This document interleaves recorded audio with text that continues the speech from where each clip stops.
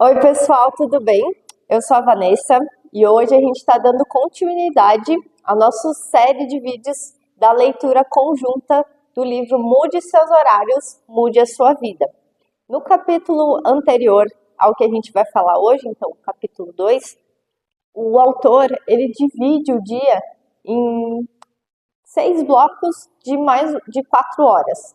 E esses blocos eles são divididos em doshas, que são uma base do tipo fisiológico da medicina Ayurveda, tá?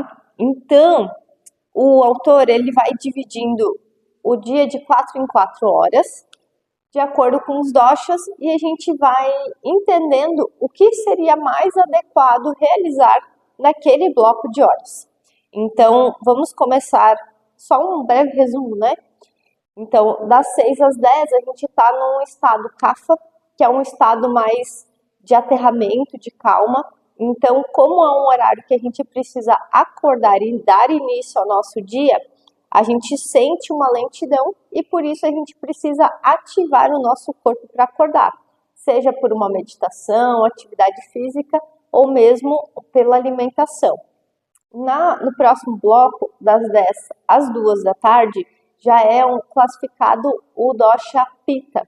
Então, o Pitta ele é bem relacionado ao fogo, só que a gente relaciona ele ao fogo mental, ao fogo digestivo. Então, é um horário que não precisa de exercício, a gente já está acordado, já está a mil pelo Brasil, mas a gente precisa realmente direcionar essa energia para as atividades mentais e digestórias. Então, é uma boa hora para se alimentar, ter a maior refeição do dia e também para trabalhar, seja no trabalho mental ou físico, enfim. O próximo bloco é das 2 às 18, que é o bloco Vata. Então, o Vata ele já é bem vinculado ao ar. Então, é um momento que a gente vai estar, de certa forma, mais disperso, mais aéreo. Então, até ele fala que é mais fácil a gente conseguir ter pensamentos e reflexos rápidos, ágeis, mas a gente pela distração, a gente precisa organizar blocos de trabalho, blocos de tarefas. Então, para a gente ter um momento de concentração e ter um momento de viver o momento ali do Vata, né? Que é a dispersão. Então, o próximo bloco já é das 18 às 22 horas e a gente volta a entrar também no Kapha. Então, vai ser um momento mais de relaxamento, de acalmar o corpo, se preparar para dormir. Então, ao contrário do início do dia, das 6 às 10, agora das 6 às 10 da noite, a gente vai ter que relaxar e não acordar o corpo. Das 10 às 2 da manhã, a gente já está na fase Pitta. Ao invés da gente trabalhar o fogo digestório, o pensamento acelerado, para realmente pôr as tarefas para acontecer, a gente vai estar fazendo a desintoxicação desintoxicação do corpo e também o sono mais profundo. Então, essa energia forte, ela vai justamente trazer esse reequilíbrio do nosso corpo para quando a gente acordar. E no horário das 2 às 6 da manhã, a gente vai estar com o dosha Vata novamente. Então, é um horário que a gente tem um sono mais leve e é um preparo para a gente realmente acordar.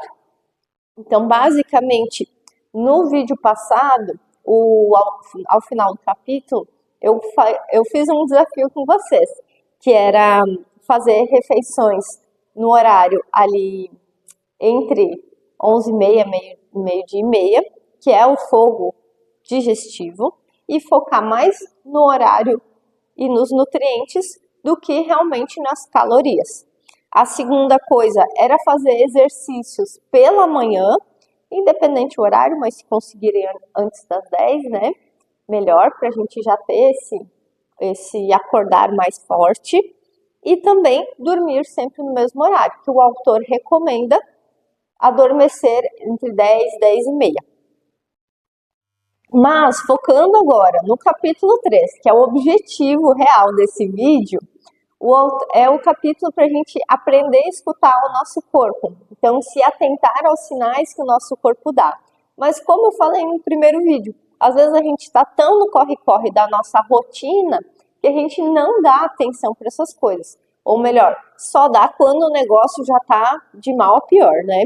Então, o autor ele sugere alguns hábitos, algumas ferramentas para a gente se conectar e conseguir perceber esses sinais antes que seja tarde. Então, a primeira sugestão dele é estar ciente dos batimentos cardíacos em algum hábito. Então, por exemplo, a gente vai colocar os 2 dedos na região aqui do braço para sentir a nossa pulsação, tá? A gente não está ferindo a pressão, estamos sentindo a pulsação. Ok, minha pulsação é nesse estado, o batimento é forte, é fraco, ele é mais rápido, é mais lento. E aí a gente vai tendo a noção de como é o nosso batimento normal, em estado de repouso. Aos pouquinhos a gente vai trazendo essa experiência para depois da refeição. Como é que é a minha refeição depois do meio-dia? Meu batimento aumenta, diminui? Ele fica mais rápido, mais forte? E depois do exercício, ele está lento ou ele está acelerado? Porque o exercício, ele tem o objetivo de justamente acelerar um pouquinho a pulsação, a não ser que seja um exercício de relaxamento. Aí ele tende a reduzir a pulsação. Então, são essas pequenas coisas, informações, né, que a gente vai trazendo só de prestar atenção no nosso batimento cardíaco. Outra ferramenta que ele fala é a meditação. Então, pode ser a meditação sentada, pode ser controlando tua respiração profunda, lenta, pode ser com um mantra. Eu faço, né, bastante afirmações. Por exemplo, eu não conseguia me adaptar muito com aquele mantra Om. Então, eu faço afirmações. Por um tempo, eu fiz as afirmações da Louise Hay. Já tem vídeo do livro dela aqui no canal, ou Você Pode Curar a Sua Vida. Então, para trabalhar questões emocionais em mim, principalmente aceitação, merecimento, e também tem a questão da meditação em movimento. Então, ele até dá algumas sugestões do movimento através de uma caminhada, movimento da dança, em estar, até uma sugestão para as crianças, né? Que não era para as crianças, difícil manter uma criança parada, né? Então, elas faziam movimentos circulares, prestando atenção no que estavam fazendo, e aí sim elas conseguiam fazer uma meditação em movimento. Então, tem N ferramentas para a gente alcançar essa atenção plena, né? Que é o objetivo para escutar o seu corpo. Só tem que ver o que entra, o que faz sentido para você. Outra ferramenta que ele sugere é a de escrita. Então, pode ser diário, sobre o que aconteceu na sua vida, sobre como você sentiu numa determinada reação, até uma questão de metas, objetivos, realmente liberar pensamento, né? Então, só de estar ali sentado com a caneta, escrevendo, porque assim, quando a gente digita, quando a gente fala, a gente tem uma velocidade. Quando a gente precisa escrever, a gente literalmente tem que reduzir a velocidade do nosso pensamento, porque a gente não acompanha a mão e a mente. Então é bem interessante também. Outra coisa que ele sugere é fazer o jejum.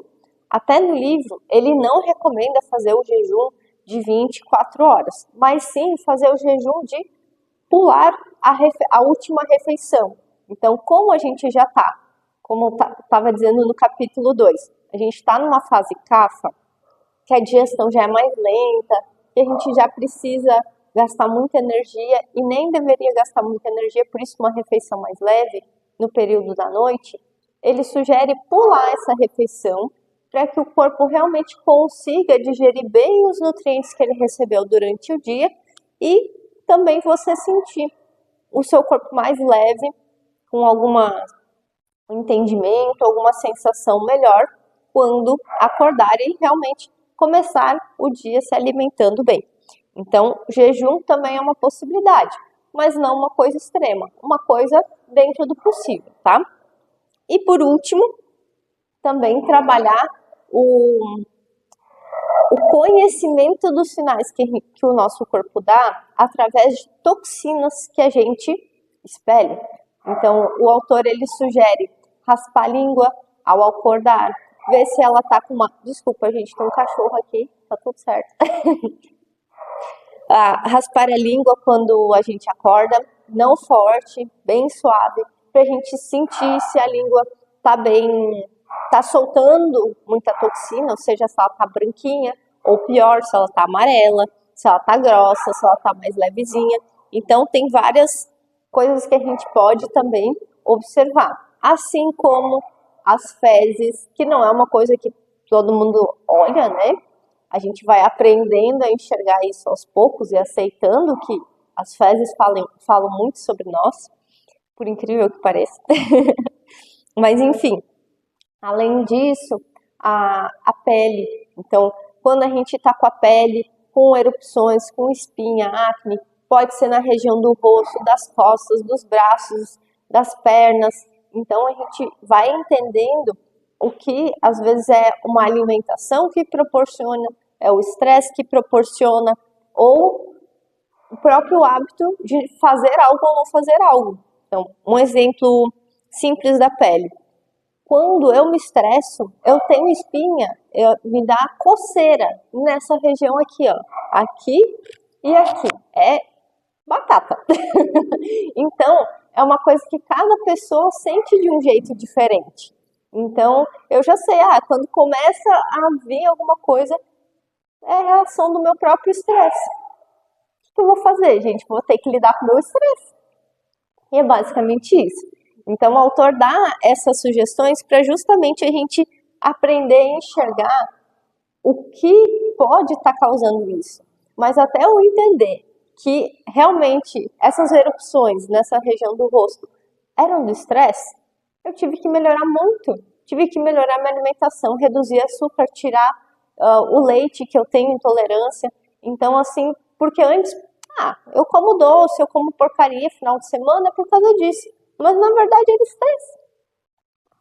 Então, são coisas que a gente vai observando, sentindo, testando principalmente, para ver o que funciona para cada um de nós. E aí que o autor ele fala que quando a gente entra em sintonia com o nosso corpo, a gente enxerga o que a gente quer mudar e que a gente tem a possibilidade de mudar, que aí a gente ajusta a nossa rotina. Mas é tão fácil dizer que a gente não consegue. Eu não consigo acordar antes das 9 da manhã. Eu não consigo comer salada de meio-dia. Eu não consigo não comer de noite. Para mim, dormir antes da meia-noite, impossível. É tão mais fácil falar isso, ao invés de tentar ajustar pelo menos algumas vezes, para a gente conseguir ver se realmente é possível ou se não é. Nós como seres humanos, somos extremamente adaptáveis. Mas a nossa resistência à mudança, ela vem daqui, tá? Ela não é fisiológica, ela é mental. Então, uma coisa que o autor ele fala, que é justamente o nosso corpo, ele dá dicas do que a gente está sentindo, mas a gente transforma essas dicas em emoções. Então, por exemplo, o meu corpo, ele dá realmente as erupções em função do meu estresse. Mas por que eu estou estressado? Eu digo o quê? Estou angustiada com isso, estou fazendo aquilo. Então, a gente vincula muito o que a gente tem ao estresse. Mas, na verdade, a gente precisa lidar com as emoções e ajustar a nossa rotina para melhorar, para parar de desencadear. Então, e também reduzir os efeitos colaterais, né? Então, isso também é importante. Outra coisa, a atenção plena, ela é muito importante para reiniciar o nosso sistema, principalmente na questão do estresse. Porque quando a gente faz a meditação pela respiração, ou pela escrita, ou ali pela pulsação, a gente vai estar quebrando o nosso ciclo de luta e fuga. Então, aquela adrenalina que a gente tem, que o estresse gera, aumento do cortisol, né, do nosso hormônio aqui, a gente tem que barrar isso para não lidar com as consequências, e sim lidar com o que está causando, a raiz do problema. E aí sim, a gente também consegue reduzir isso e entender. E a gente só consegue reduzir isso justamente quando a gente percebe o que causa isso, e não só as consequências. Essa é a parte principal dessa medicina, ao meu ver. Então, compreender o ponto inicial daquele problema, e não só as consequências que acontecem no problema, tá? Então, outra questão que ele fala é quando a gente tem uma questão emocional que a gente está tentando lidar, a gente, juntando ainda com a ideia da resistência à mudança. Quando a gente tem uma resistência, quando a gente está estressado, o que a gente faz? A gente pega o telefone e fica rodando. Resolve? Não resolve. Mas é tão mais fácil, né? Usar essa dopamina e justamente ter ali uma sensação de... Desculpa.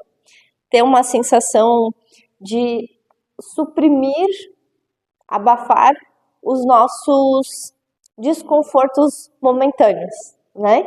Então, vamos fazer um novo desafio. Se vocês fizeram o desafio do segundo vídeo, né, do segundo capítulo, comentem aqui embaixo, tá? O que vocês sentiram, se deu certo, se não deu. E para a semana que vem, a gente vai trabalhar 7 dias uma forma dessa atenção plena que eu falei para vocês. Batimento cardíaco, meditação, a escrita, o jejum ou o olhar para as toxinas, raspar a língua, observar a pele e as fezes, tá? E aí vocês podem comentar aqui também no próximo vídeo. Combinado? Esse foi o vídeo de hoje. Espero que tenha sido interessante para vocês. Se fez sentido, curta e compartilhe com quem também vai gostar desse tipo de conteúdo. E por favor, se inscrevam aqui no canal para não perder mais nenhum vídeo. Até a próxima semana.